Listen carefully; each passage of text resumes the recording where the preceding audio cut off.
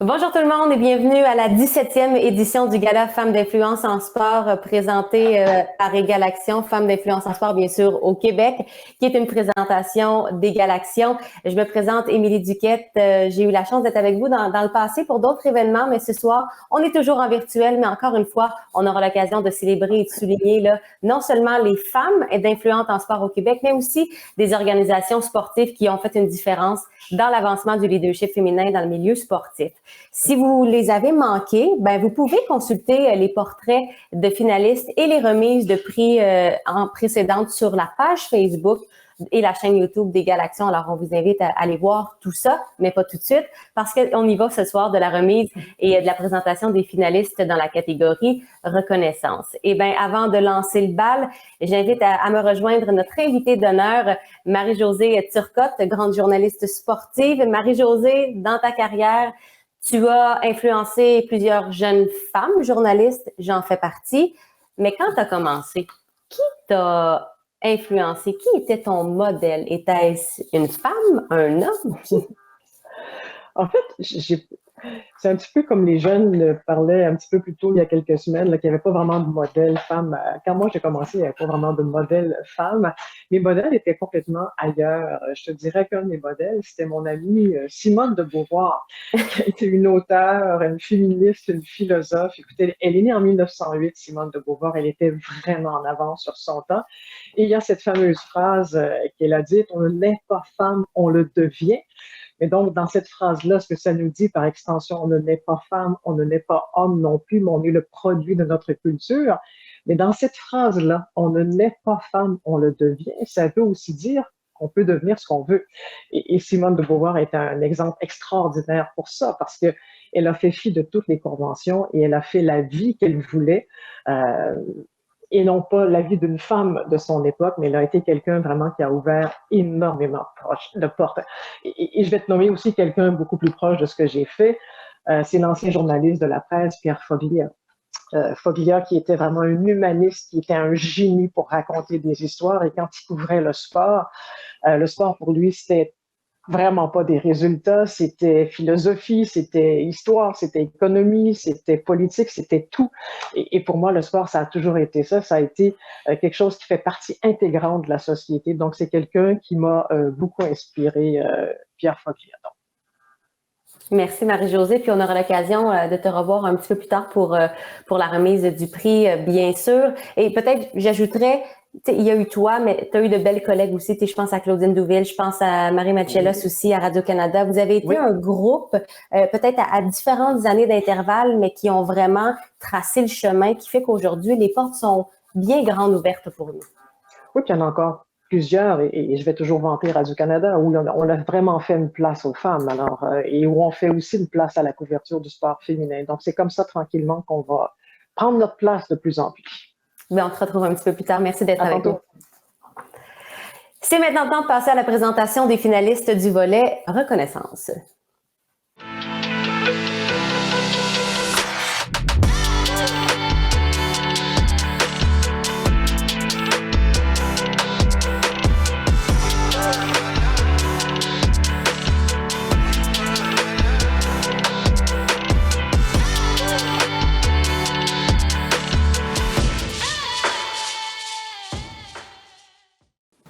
Eh bien, sans plus attendre, laissez-moi vous présenter en personne ou presque les finalistes du volet Reconnaissance qui est un prix très prestigieux parce qu'il vise à honorer la contribution exceptionnelle de toute une vie d'une femme dans le monde du sport. Alors, je pense que c'est un prix qui est vraiment synonyme aussi de passion et d'expérience.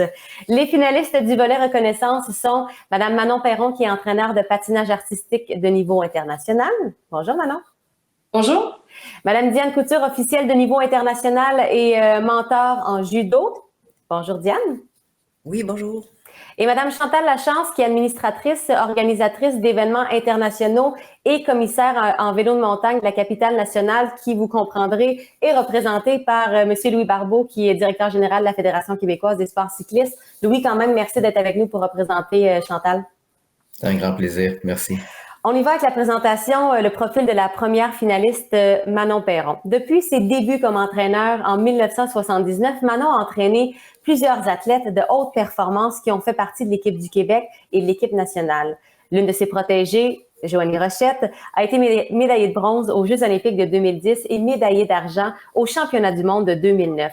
Manon voyage énormément en offrant des ateliers et des camps d'entraînement pour entraîneurs et patineurs à travers le monde et en tant que team leader de l'équipe canadienne, entre autres aux Jeux olympiques de la jeunesse 2020, aux Jeux olympiques 2022 et aux Championnats du monde, de 2010 à 2022. Entre ses nombreux voyages, elle œuvre également au sein de ses programmes de mentorat de Patinage Québec et de Patinage Canada. Elle est membre du Temple de la renommée de Patinage Québec. Manon aime énormément partager ses connaissances afin de faire évoluer le patinage artistique, bien sûr, mais elle a aussi aidé à mettre sur pied du programme de sport-études en patinage artistique de la région de la Mauricie. Bref, elle est vraiment impliquée à tous les niveaux et c'est le cas de le dire. Manon, quand même, quand tu regardes le chemin que tu as parcouru au cours des 40 dernières années en patinage artistique, qu'est-ce qui te donne envie de continuer à t'impliquer? La nouvelle génération d'athlètes et d'entraîneurs me pousse à continuer à m'impliquer. Je souhaite qu'elles peuvent bénéficier de l'expérience, des connaissances que j'ai acquis au cours des 40 dernières années. La passion et le développement des femmes dans le sport me motivent énormément. Le message que je voudrais transmettre aux jeunes femmes et aux jeunes filles, c'est qu'il est possible de trouver un équilibre entre famille, amis, et sport de haut niveau. J'aimerais être un modèle, puis faire une différence pour les femmes, à contribuer à avoir des sports sécuritaires pour nos jeunes filles. Manon, merci. Merci pour justement 40 ans d'implication et bonne chance. Merci beaucoup. On y va avec la présentation de notre deuxième finaliste, toujours pour le volet reconnaissance, Diane Couture.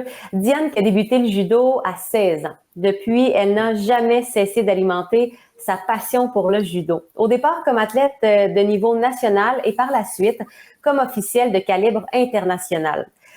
Qui est le plus haut niveau possible en judo, c'est bien de le mentionner. Elle a officié lors d'événements d'envergure tels que les Jeux paralympiques d'Athènes, les championnats du monde et les Jeux de la francophonie. Parallèlement, elle est restée directrice technique d'un club de judo pour initier de nombreux enfants au sport. Les jeunes l'adorent et qu'ils poursuivent ou non le judo, ils conservent de bons souvenirs d'elle. Lorsque Diane a pris la décision d'accrocher son veston d'arbitre pour laisser place à la relève, elle a aussi décidé de poursuivre son engagement, mais cette fois en étant impliquée principalement comme mentor. Elle est maintenant engagée sur la Commission nationale d'arbitrage pour aider la relève féminine à se développer et s'épanouir. Je pense que j'ai juste envie de te demander, Diane, comme pionnière vraiment du judo, parce que c'est vraiment ce que tu es au Québec, pourquoi est-ce que c'est important de t'impliquer auprès de la relève comme ça? Je trouve que ça ferait pas de sens de pas partager mon expérience compte tenu que je sais moi-même que si je me suis rendue à ce niveau-là, c'est parce que j'ai été encouragée par des gens, que j'ai été appuyée pendant toutes ces années-là. Les moments où j'avais envie de peut-être décrocher, il y avait toujours quelqu'un qui m'aidait à poursuivre. Donc, je veux en faire profiter les jeunes filles de cette expérience-là. J'ai du plaisir à les voir évoluer. Je pense que si j'étais pas là pour les motiver, les guider, il est possible qu'il y en a qui abandonneraient dans des moments difficiles. Par expérience, je sais que les gens qui étaient derrière moi, quand j'ai eu des moments de démotivation, je sais que je peux faire la différence pour ces jeunes filles-là. Et puis, je trouve que c'est là l'importance de soutenir la relève.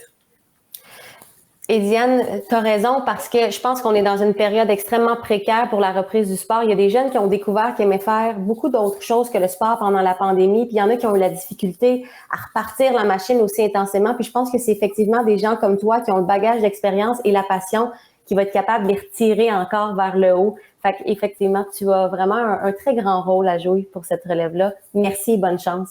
Merci beaucoup. On y va maintenant avec la présentation de notre troisième finaliste, Chantal Lachance.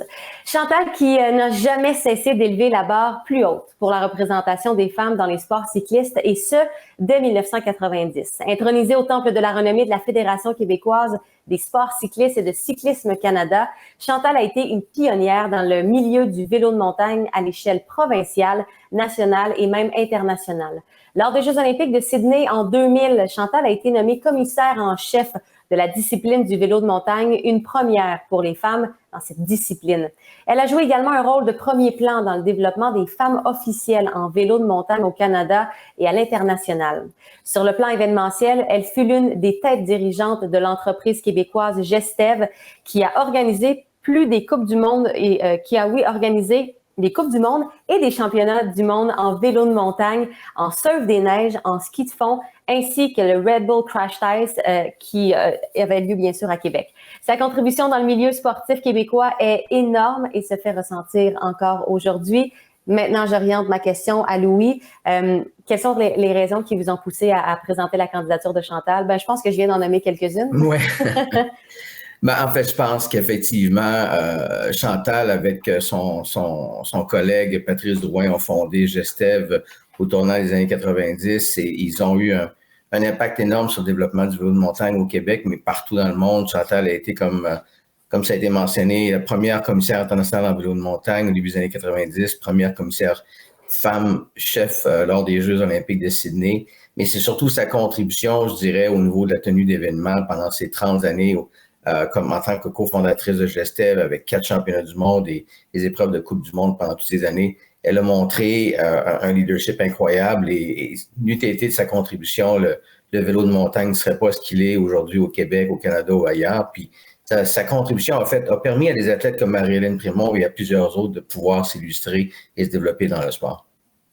Louis, on lui souhaite bonne chance. Puis encore une fois, merci d'être là pour la représenter. Et sans plus attendre, j'invite notre invitée d'honneur, Marie-Josée Turcotte, à dévoiler le nom de la gagnante. Alors, la gagnante pour le prix Reconnaissance 2022, on est supposé entendre des tambours, Chantal Lachance, représentée par Louis Barbeau. Alors, bravo au cyclisme.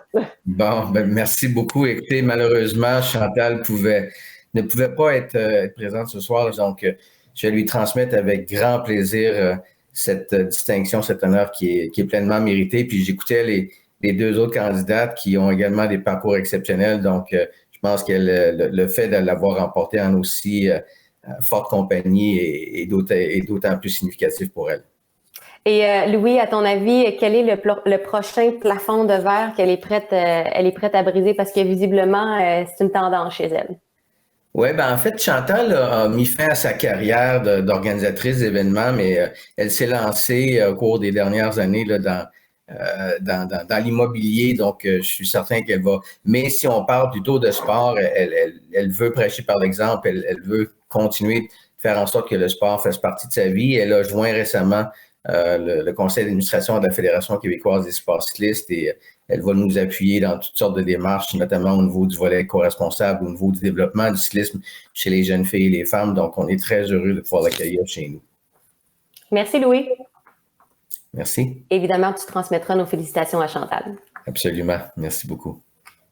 Eh bien voilà, c'est ce qui conclut la remise du prix Reconnaissance de la 17e édition du Gala Femmes d'influence en sport au Québec des Galaxions.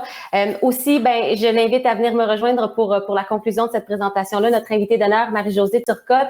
Et Marie-Josée, je suis certaine que ça te faisait sourire d'entendre ces parcours-là parce que c'est un peu à l'image de ce qu'a été ton parcours, toi, comme journaliste sportif aussi. Absolument, j'entendais ça, des 40 ans de carrière dans le monde du sport et tout. Ça me fait penser à quelqu'un. Oui, mais c'est fascinant de voir que ces gens-là ont été capables aussi, quand je parlais il y a quelques semaines d'avoir pu durer dans ce milieu-là, mais c'est la même chose pour toutes ces femmes dans le milieu du sport, d'avoir été capables de durer, d'avoir été capables d'amener des changements, d'avoir été capables donc d'avoir une grande influence pour la suite des choses. Alors, vraiment, bravo. Mais c'est des femmes qui, comme toi, ont su bien s'entourer. Absolument. Tout ça, on fait rien. C'est la clé du succès. Je vous rappelle qu'il y aura une autre présentation. Elle sera présentée jeudi, le 16 juin, à 16h pour notre dernière remise de prix, justement, qui sera la catégorie organisation sportive de l'année, un autre prix qui est très convoité. Et ne manquez pas les portraits des 3 finalistes qui seront diffusés à midi de lundi à mercredi prochain. Merci Marie-Josée, à la semaine prochaine. Avec plaisir, à la semaine prochaine.